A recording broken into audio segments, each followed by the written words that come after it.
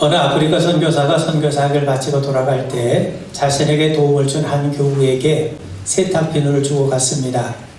그런데 난생 처음 비누를 본 주인은 이것이 먹는 음식인 줄 알고 치즈처럼 얇게 잘라서 가족과 나눠 먹었지만 통 맛이 없는 겁니다. 아주 불쾌해진 주인은 선교사가 다시 오기만을 기다렸죠. 해가 바뀌고 선교사가 다시 찾아오자 주인은 자신이 비누 먹은 이야기를 들려줍니다. 그러자 선교사가 껄껄 웃으며 아니 그것은 더러워진 옷을 깨끗하게 세탁해서 입으라고 드린 거지 먹으라고 드린 것이 아닙니다 라고 얘기를 합니다. 그래서 집주인이 아니 그것으로 더러운 옷을 세탁하면 깨끗하게 휘어집니까? 선교사가 그렇다고 대답을 하자 집주인이 갑자기 기뻐하면서 춤을 추기 시작을 합니다. 선교사가 의아하며 물어요. 아니 왜 그렇게 기뻐합니까? 그러자 주인이 말을 하기를 그 비누를 우리 집 식구들이 다 먹었으니 우리 마음이 깨끗해졌을 것 아닙니까? 그래서 정말 기쁘다는 거예요. 여러분, 예수님이 베드로의 발을 씻기려고 하시자 베드로는 그럴 수 없다고 거부하죠. 예수님 내가 너를 씻기지 아니하면 너는 나와 상관이 없다고 말씀합니다. 그러자 이번엔 베드로가 자신의 발뿐만 아니라 손과 머리도 씻어달라고 그래요. 예수님 입이 목욕한 자는 발밖에 씻을 필요가 없다고 하십니다. 여러분, 우리는 이미 그리스도의 보혈로 깨끗하게 씻김을 받은 자입니다. 비록 우리가 아직 육신을 입고 살기 때문에 죄에 넘어질 때가 있지만 우린 이미 그리스도의 공로로 하나님의 백성이 되었기 때문에 하나님 앞에 용서를 구하면 긍휼히 풍성하신 하나님이 우리를 용서해 주세요. 우리는 이 세상의 풍조에 따라 살고 있었습니다. 공중의 권세 잡은 자에게 매여 있었습니다. 허물과 죄로 죽어 있었습니다. 어둠 가운데 있었습니다. 불순종의 아들이었고 본질상 진노의 자녀들이었습니다. 한마디로 그리스도 밖에 있었던 자였고 하나님에게서 멀리 떠난 자들이었습니다. 그런데 이제는 허물과 죄로 죽었던 우리를 예수님이 다시 살리시고 하나님의 백성으로 삼아주셔서요. 우린 하나님의 자녀가 되었습니다. 빛의 자녀가 되었습니다. 하나님 나라를 유업으로 이어받게 되었습니다. 천국 백성이 되었습니다. 바울이 고백하는 것처럼 이제는 외인도 아니요 나그네도 아닙니다. 하나님의 권속이 되었고 하나님과 화목하게 되었습니다. 한마디로 말하면 우린 그리스도 안에서 새로운 피조물이 된 것입니다. 우리가 성도가 되었고 하나님의 자녀가 되고 오직 예수님이 오직 하나님이 우리의 주인 되심을 가장 우리가 분명하게 확인하고 고백하고 구현하고 누리는 자리가 바로 예배입니다. 예배는 초대교회 성도들도 가장 중요하게 여겼던 가치였습니다. 그들에게 예배는 우리가 상상할 수 없을 정도로 신비하고 중요했어요. 그들은 예배를 위해 살았고 예배하기 위해서 모였고 또 박해와 고난을 받으면서도 예배를 포기하지 않았습니다. 그들은 예배를 위해 기꺼이 자신의 생명까지도 내놓았던 것입니다. 그만큼 예배는 자신이 그리스도인임을 드러내는 가장 분명하고 확고한 신앙의 고백이었기 때문입니다. 그렇다면 왜 예배가 가장 가치 있고 귀중한 신앙 고백이 됩니까? 여러분, 예배는 땅에서만 드려지는 것이 아니라 하나님 나라에서도 지속되기 때문이죠. 우리 주님이 재림하시면 이 땅에서 행했던 모든 것들이 다 사라질 겁니다. 그때는 더 이상 전도할 필요도 없어요. 성경을 배울 필요도 없습니다. 왜 그렇습니까?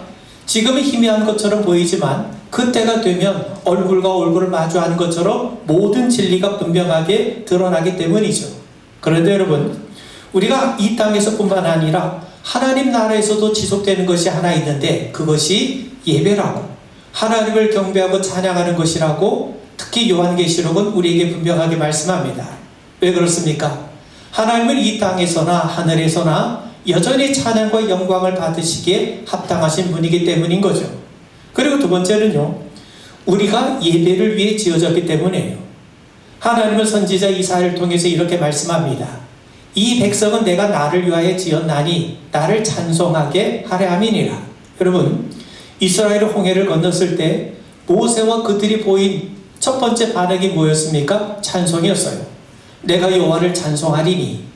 애굽의 군대가 추격해 왔기 때문에 자신들은 홍해 앞에서 다 죽을 줄로 알았습니다. 그런데 하나님이 홍해를 가르셔서 그들은 살아남게 되었죠. 하나님이 주신 은혜를 너무나도 기뻐한 나머지 그들은 찬송을 했던 겁니다. 여러분, 찬송은 시킨다고 되는 것이 아닙니다. 명령한다고 되는 것이 아니죠. 찬송할 만한 내용이 주어지면 우린 저절로 찬송하게 되는 거예요. 그러므로 하나님이 이 백성은 내가 나를 위하여 지었나니 나를 찬송하게 하려 함이라 하는 이 말씀은 하나님의 은혜를 베풀어 주시겠다, 하나님께서 찬송할 만한 일을 우리에게 행하시겠다, 그 하나님의 약속을 나타냅니다. 여러분, 실제로 하나님은 매 순간마다 우리를 위해서 일하시고 우리에게 은혜를 베풀어 주고 계시지 않습니까? 그러므로 예배를 통해 우리는 하나님의 은혜를 받은 자임을 깨닫게 되고 확인하게 되고 고백하게 되는 거예요.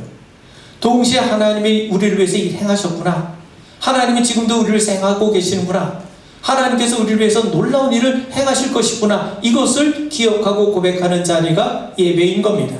그리고 세 번째는요, 예수님은 우리에게 말씀하시죠. 아버지께서는 자기에게 이렇게 예배하는 자들을 찾으시느니라. 하나님이 예배하는 자들을 찾고 계시다는 거예요.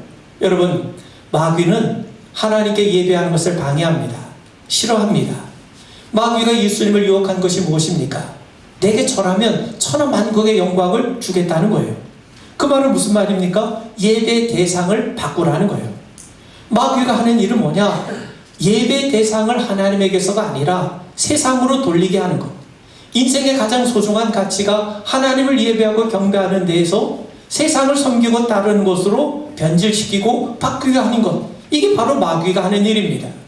그러므로 여러분, 예배는 우리의 궁극적인 관심과 가치가 하나님께 있음을 우리 입술만이 아니라 우리 몸으로 구체적으로 드리는 산제사가 되고 고백이 되는 겁니다. 그래서 하나님은 예배하는 자를 찾으신다고 우리에게 말씀하시는 겁니다. 저는 세 가지를 여러분들과 함께 나누고자 합니다. 정말 우리가 갈망하고 정말 우리가 사모해야 될 것이 있다면 하나님이 우리 가운데 임재하시는 거죠. 우리는 예배하면서 찬송 가운데 거하신 하나님, 말씀하신 하나님, 우리 기도를 들으시고 응답하신 하나님, 또 성도들의 아름다운 섬김과 헌신을 기쁘게 받으시는 하나님의 임재와 하나님을 만나게 되는 겁니다. 하나님은 언제 어디서나 늘 우리와 함께 하시죠. 그런데 특히 예배하는 가운데 임재하셔서 갖가지 은혜를 우리에게 부어주세요. 우리의 영혼을 만져주십니다. 병이 고침을 받기도 합니다. 문제가 해결받기도 하죠. 말씀의 위로와 소망의 메시지가 되어서 우리의 영혼이 살아나기도 하는 겁니다. 여러분, 두 제자들이 예수님이 죽었다는 소식에 그만 슬픈 표정을 짓고 엠마오로 낙향하고 있었습니다. 그때 부활하신 주님께서 그들에게 임재하셔서 그들과 동행하시면서 말씀을 들려주세요. 순간 그들이 눈이 열리게 됩니다. 우리와 함께 하신 분이 예수님이 아니시냐? 부활하신 예수님을 만난 이후 그들은 다시 예루살렘으로 발걸음을 돌려요. 엠마오로 낙향을 했을 때 그들의 대화의 주제는 죽음이었어요. 그런데 부활하신 주님을 만난 이후 그들의 대화는 생명과 부활로 바뀌게 된 겁니다.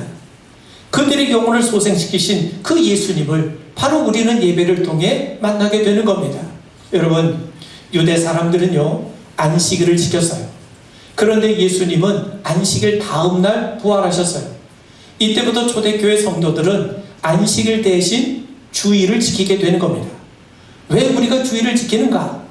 예수님께서 주일 아침에 부활하셨기 때문입니다. 그러므로 주일 예배는 부활하신 주님을 만나는 자리입니다. 우리가 부활절만이 아니라 우리는 매주일 예배를 통해서 친히 우리를 찾아오신 주님, 여러분, 우리를 찾아오실 주님은 부활하신 주님 아니십니까? 부활하신 예수님을 바로 우리는 이 자리에서 만나게 되는 겁니다. 여러분, 삭개오는 자신의 열등감을 만회하기 위해서 평생 돈과 권력을 추구해왔던 자 아닙니까? 그런데 돈과 권력을 추구할수록 그 속은 너무나도 허무에 사로잡혔어요. 그런 삭개오에게 예수님이 찾아오시죠.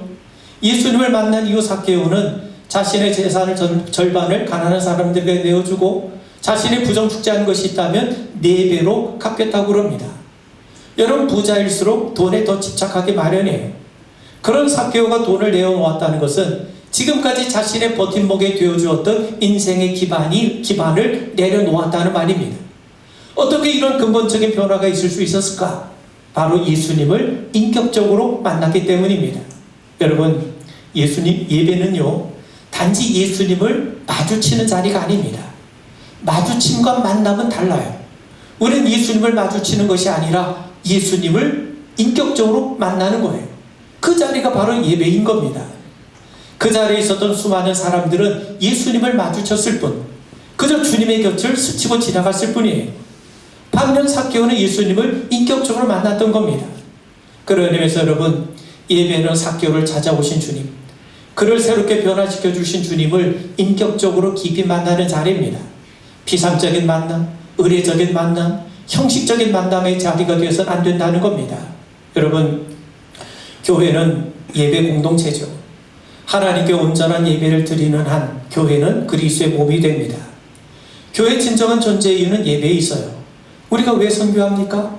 하나님 모르는 사람들에게 하나님을 알려서 그들도 하나님을 예배하는 자로 삼기 위해서 우리가 전도하는 것 아닙니까?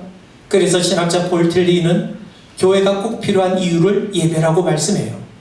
우리의 궁극적인 관심은 하나님을 예배하는 데 있어야 됩니다. 예배 자리에서 우리는 하나님을 특별히 만나게 돼요. 그리고 예배는 공동체를 통해서 이루어지기 때문에 교회가 중요한 겁니다.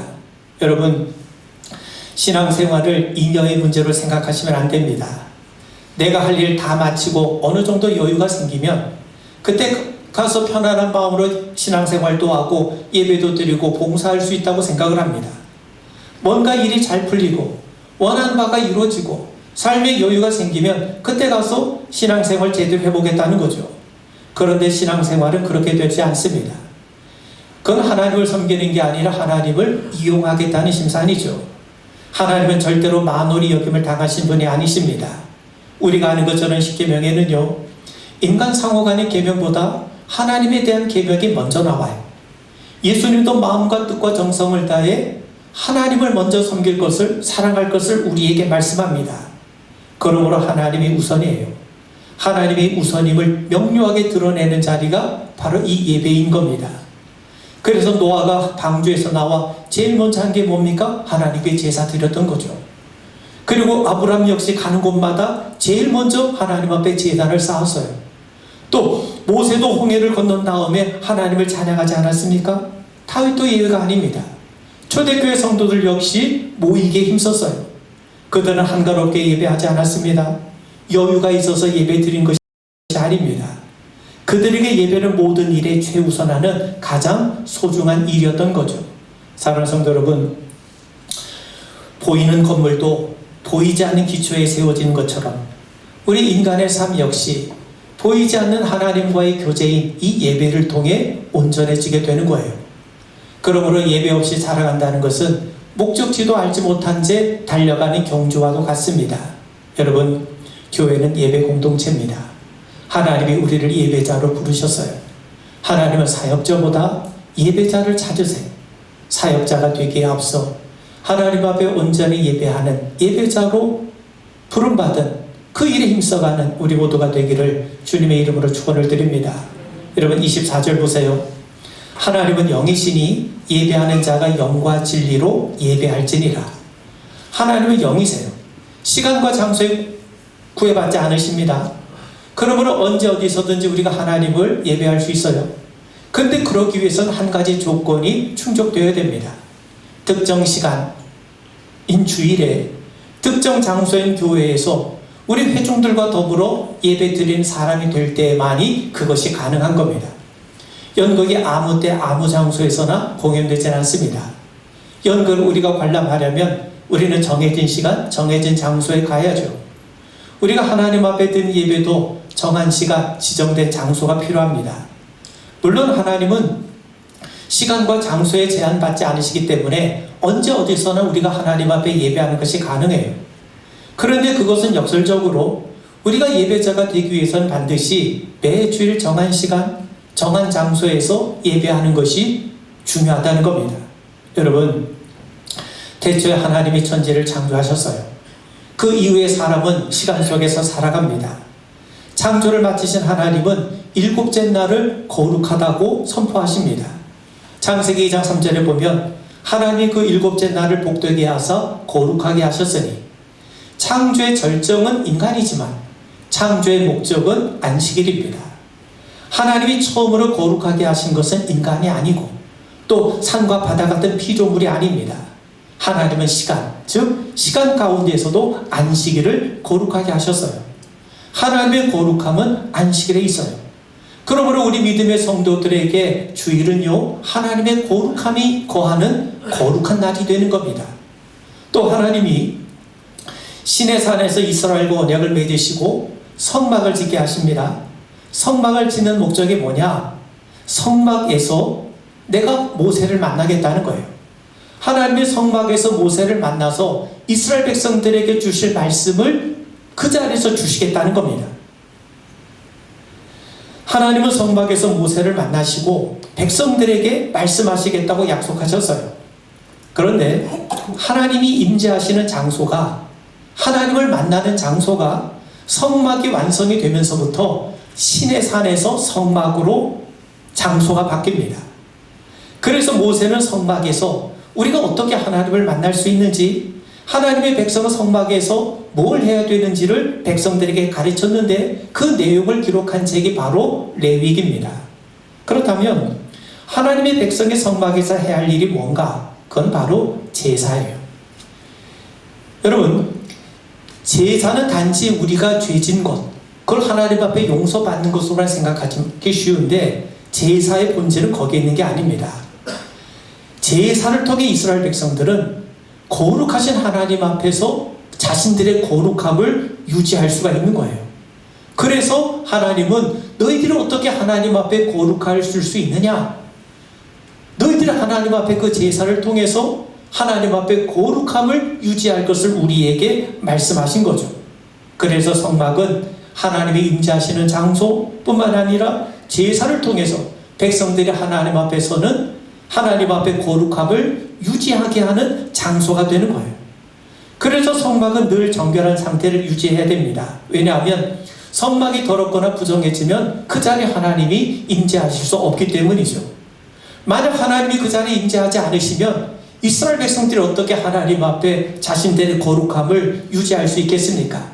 그런데 여러분, 이제는 성막의 시대가 아닙니다. 이제는 성전의 시대가 아닙니다. 그리스도 예수께서 오심으로 인해서 건물로서의 성전의 시대는 끝났어요. 예수님이 성전이 되셨습니다. 예수님이 성전을 허무시고 친히 당신이 성전이 되셨어요. 예수님의 십자가 부활을 통해서 예수님은 진정한 성전이 되신 거예요. 그뿐만 아닙니다. 하나님이 성령으로 우리 안에 거하시게 됐어요. 그래서 우리가 하나님이 우리 안에 거하시는 성전이 된 겁니다. 그래서 이제는 건물이 성전이 아니라 사람이 성전이 되는 시대가 활짝 열리게 된 것이죠. 여러분, 오늘 예수님이 우리에게 말씀합니다.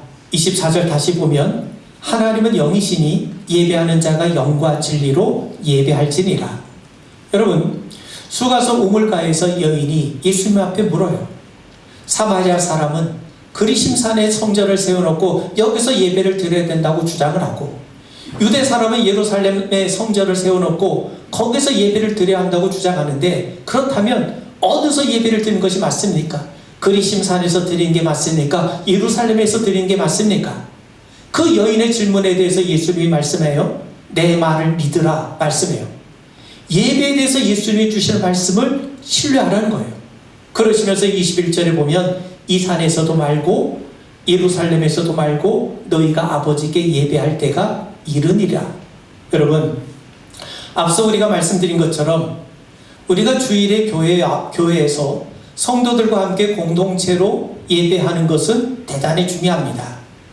그런데 그보다 더 본질적이고 중요한 게 있는데 그게 바로 영과 진리로 예배하는 거예요. 육체만 있다고 사람입니까? 하나님의 생기가 들어가야 사람이 되는 것 아닙니까? 마찬가지로 예배의 장소, 시간, 또 예식은 굉장히 중요합니다. 왜? 그것이 없으면 예배가 중구난방이 돼요. 혼란스러워요.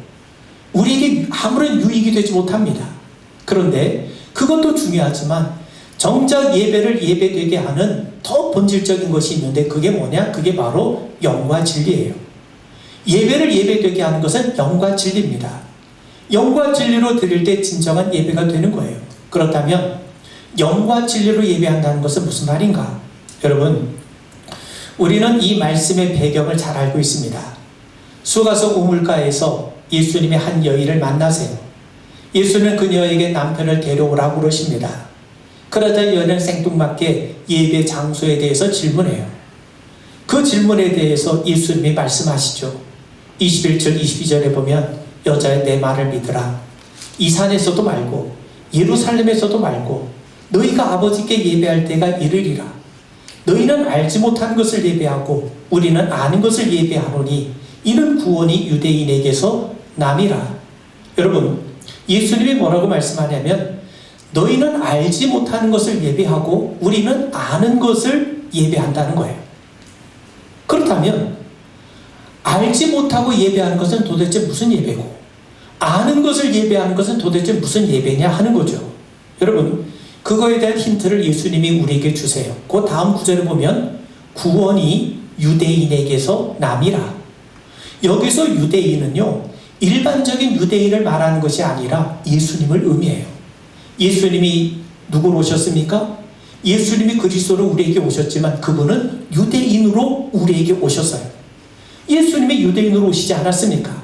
그래서 구원이 유대인에게서 난다는 말은 구원이 유대인으로 오신 예수에게서 난다는 거예요. 그렇다면 예수님이 구원자가 되신다는 말 아닙니까? 그러므로 예수님이 구원자이심을 알고 드린 예배가 아는 것을 예배하는 거예요. 예수님이 구원자이심을 알지 못하고 드린다면 그것은 알지 못하는 것을 예배하는 것이 되는 겁니다. 또한 예수님은 그리심 산에서 예배 드리느냐 예루살렘에서 예배 드리느냐 하는 것보다 누구에게 예배 드리느냐가 더 중요하다고 말씀하시죠. 하나님께 예배하는 게 중요합니다. 그러면서 예수님이 뭐라고 말씀하시냐면 이 산에서도 말고 예루살렘에서도 말고 너희가 아버지께 예배할 때가 이르리라. 왜요? 하나님은 영이시니까 영과 진리로 예배하라는 거예요. 그러면 하나님은 영이시라는 말은 도대체 무슨 말인가? 여러분, 요한복음 3장 그 앞장에는 우리가 아는 것처럼 예수님이 니고데모를 만나시는 이야기가 나와요. 예수님이 요한복음 3장 6절에서 이렇게 말씀합니다. 니고데모에게 육으로 난 것은 육이요 영으로 난 것은 영이니. 여러분, 예수님은 영과 육을 대조하고 있습니다. 육으로 난 것은 육체를 지닌 자요, 영으로 난 자는 성령으로 거듭난 자라는 거예요. 그렇기 때문에 여러분, 예수님 말씀하시죠. 영으로 난 자들만이, 거듭난 사람들만이 하나님 나라에 들어갈 수 있다고 말씀하지 않습니까? 그런 의미에서 영으로 난 자는 거듭난 자라는 겁니다. 거듭난 자는 하나님 나라에 들어갈 수 있는 자입니다. 하나님 나라에 들어갈 자는 누굽니까? 하나님의 백성들만이 들어갈 수 있고 하나님의 자녀들이 들어갈 수 있는 것 아닙니까? 하나님을 아버지로 부를 수 있는 사람들이 들어가는 나라가 하나님 나라죠. 그런 의미에서 여러분, 하나님은 영이시니 영과 진리로 예배하라 하는 이 말씀은 예수를 통해 구원받은 자, 성령으로 거듭난 자, 하나님을 아버지로 믿고 고백하는 자들만이 하나님을 제대로 온전히 예배할 수 있다는 겁니다. 그러면서 예수님이 말씀하시기를 23절에 보면 아버지께 참되게 예배하는 자들은 영과 진리로 예배할 때가 오나니 곧 이때니라. 여러분, 영과 진리로 예배할 때가 오는데 지금이 바로 그때라는 거예요. 요한복음에서 때는 언제나 예수님의 십자가와 부활을 나타냅니다. 예수님의 성전에서 말씀하실 때 유대 지도자들이 예수님을 붙잡으려고 했지만 감히 예수님을 붙잡을 수가 없었어요. 왜냐하면 아직 그때는 예수님이 십자가를 지실 때가 아니었기 때문에요. 예수님의 유월절을 앞두시고 자기 사람들을 사랑하시되 끝까지 사랑하셨어요. 왜요? 아버지께로 돌아가실 때가 이른 줄 아셨기 때문입니다. 그러므로 요한복음에서의 때는 항상 예수님의 십자가와 부활의 때입니다. 여러분, 이게 왜 중요하냐면 예수님이 십자가를 지시고 부활하심으로 구원을 성취하시고 완성하셨어요. 구원이 이루어진 거예요. 그러고 난 다음에 누가 임하셨습니까? 보혜사 성령께서 오셨잖아요. 보혜사 성령께서 오심으로 인해서 어떤 일이 일어났습니까? 아, 우리가 구원받았구나. 우리가 그리스도 예수를 통해서 구원받은 하나님의 백성이 되었구나, 하나님의 성도가 되었구나, 그것을 우리가 알게 되고 깨닫게 되는 것 아닙니까? 그럴 때 비로소 우리는 하나님을 진정으로 온전하게 예배할 수 있게 되는 거죠. 그런 의미에서 여러분, 예수님께서 말씀하신 것을 그저 간단하게 정리하면 바로 이런 얘기입니다. 이걸 쉽게 풀어하면, 이제 하나님 앞에 영과 진리, 영과 진리는 영 따로 진리 따로가 아니라 영과 진리는 성령님을 말해요. 성령님이 곧 진리의 영 아니십니까? 이제 하나님께 성령으로 예배할 때가 온다는 거예요. 이제 곧 그 때가 임박했다는 겁니다. 이제 내가 너희를 위해서 십자가를 칠 때가 왔다는 겁니다.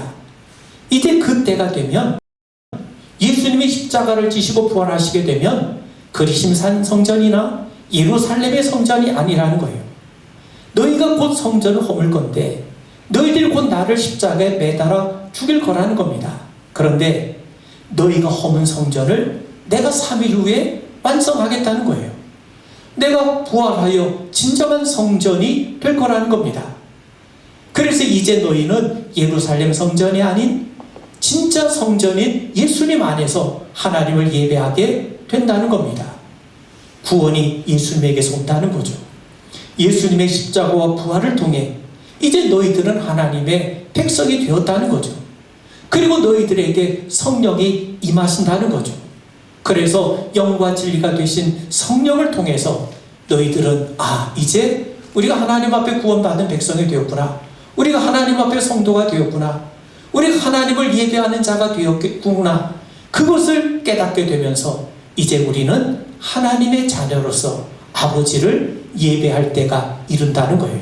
이게 바로 예수님이 우리에게 들려주신 말씀인 겁니다. 여러분, 마지막으로 23절에 보면요, 아버지께서는 자기에게 이렇게 예배하는 자들을 찾으시느니라.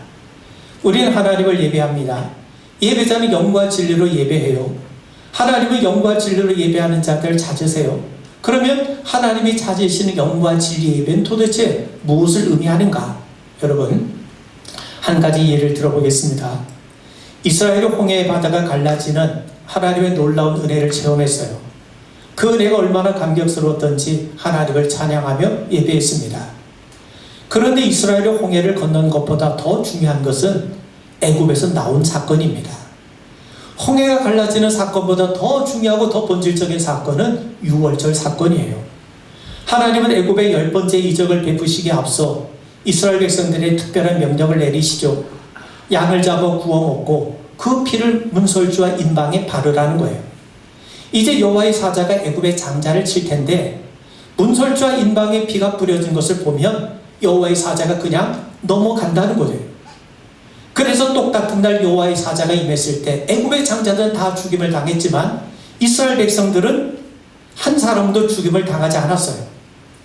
하나님은 이날을 유월절로 삼으시고 대대로 이 절기를 지키라고 말씀하세요.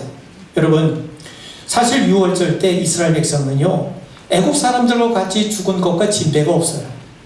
그런데 하나님은 그들 대신에 어린 양의 죽음을 대신 받으시고 이스라엘을 살려주신 겁니다. 이스라엘은 유월절 날에 죽었다가 다시 살아난 겁니다. 그러므로 그들에게 정말 중요한 사건은 홍해가 갈라지는 게 아니에요. 만나가 내리고 반석에서 샘물이 나는 사건이 아닙니다. 아말렉과의 전쟁에 승리한 것도 아니고 발이 부르트지 않고 옷이 헤어지지 않은 것이 아닙니다. 그들에게 제일 중요한 것은 유월절 사건이에요. 이 사건이 얼마나 중요했으면 하나님께서 유월절이라고 하는 절기를 제정해서 지키게 하셨겠습니까? 그들은 유월절 날 어린 양의 피로 이미 죽었다가 살아난 백성입니다.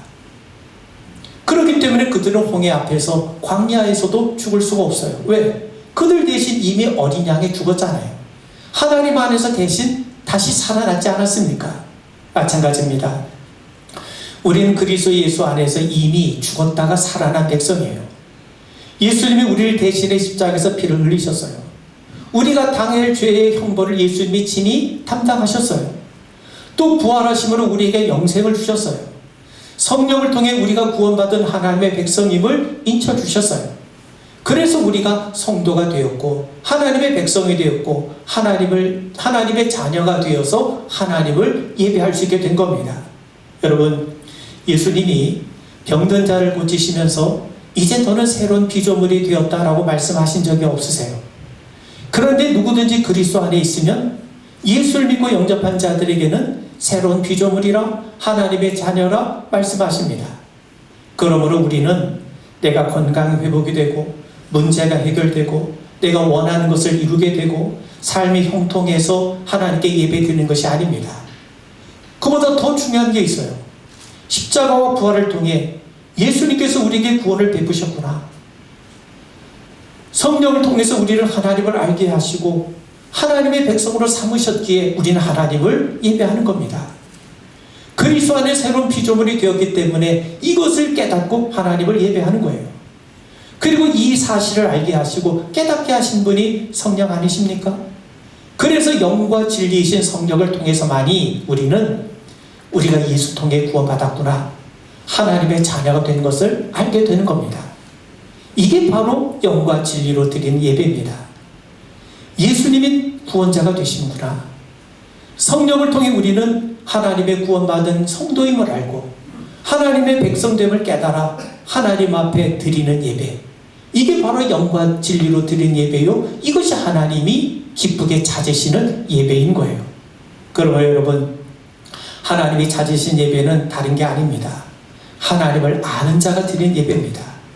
그리스도 예수를 통해 구원을 받은 성도임을 확신하고 드린 예배입니다. 성령을 통해 하나님이 우리의 아버지가 되시고 그리스도께서 예수님이 나의 그리스도가 되시고 주님이 되심을 믿고 드린 예배인 겁니다. 여러분, 그런 십자가의 은혜, 부활의 소망을 갖게 하신 분이 성령님 아니십니까? 그래서 우리는 예배 드릴 때마다 성령의 도우심을 구해야 됩니다. 그리스도 예수의 십자가로 인해서 내 죄가 용서받았구나. 그분의 부활로 나는 영생을 얻게 되었구나. 하나님은 아버지가 되시고 또 우리는 하나님의 자녀가 되는구나. 그래서 예배는 아버지 되신 하나님을 뵙는 자리구나. 하나님의 은총과 복을 누리는 자리가 되구나. 무엇보다도 예배하는 것 자체가 내가 하나님의 백성이요 하나님의 성도임을 드러내는 확실한 증거가 되는구나. 여러분, 성령의 도우심을 통해서만이 이러한 사실을 믿고 예배할 수 있는 겁니다. 그럴 때 예배는 귀찮은 의무가 아니라 구원받은 성도들만이 할 수 있는 엄청난 영광스러운 특권이 되는 거예요. 그런 의미에서 여러분, 금년 한 해 우리는 예배가 의무가 아니라 성도들의 귀한 특권임을 깨달아 하나님을 온전하게 예배하는 우리 모두가 되기를 주의 이름으로 축원을 드립니다. 우리 기도하겠습니다.